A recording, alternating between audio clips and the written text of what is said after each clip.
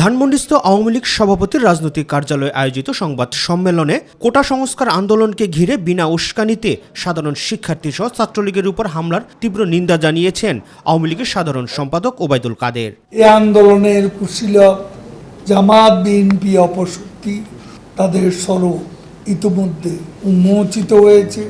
এ সময় তিনি জানান, দেশের স্বাধীনতা ও মুক্তিযুদ্ধকে টার্গেট করে যে আন্দোলন তা প্রতিহত করা হবে। বিএনপি জামাতের ছাত্র সংগঠনের ক্যাডাররা আন্দোলনকারী বেশে পুলিশের উপর আক্রমণ করছে, হলে হলে গিয়ে সাধারণ ছাত্রদের জোরপূর্বক আন্দোলন করার জন্য ভয়ভীতি দেখাচ্ছে। আমরা ধৈর্য ধরছি।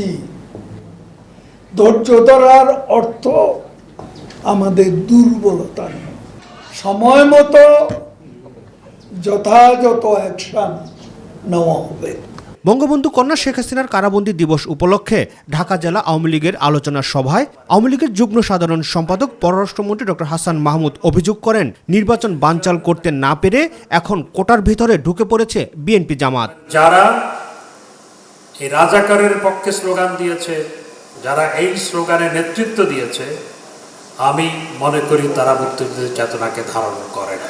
সুতরাং তাদেরকে চিহ্নিত করতে হবে, তাদের বিরুদ্ধে ব্যবস্থা গ্রহণ করতে হবে। প্রেস ক্লাবে আয়োজিত এক সেমিনারে আইনমন্ত্রী আনিসুল হক জানান, কোটার বিষয়ে আদালতকে পাশ কাটিয়ে কিছুই করবে না সরকার।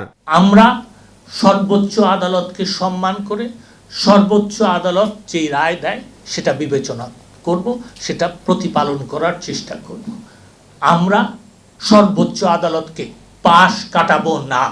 সচিবালয়ে সাংবাদিকদের প্রশ্নের জবাবে স্বরাষ্ট্রমন্ত্রী আসাদুজ্জামান খান কামাল জানান, জনদুর্ভোগ, ধ্বংস, ভাঙচুর বা রক্তপাত ঘটালে আইন শৃঙ্খলা বাহিনী তাদের যে কাজ সেটাই করবে। আমরা ধৈর্য সহকারে আমরা এগুলি দেখছি। আমরা অবশ্যই তাদের কাছে কোনো ধরনের ধ্বংসাত্মক কাজে যদি তারা নেমেই আসে, তখন আমাদের কাজটি আমরা করব। রাকিব হাসান, মাই টিভি, ঢাকা।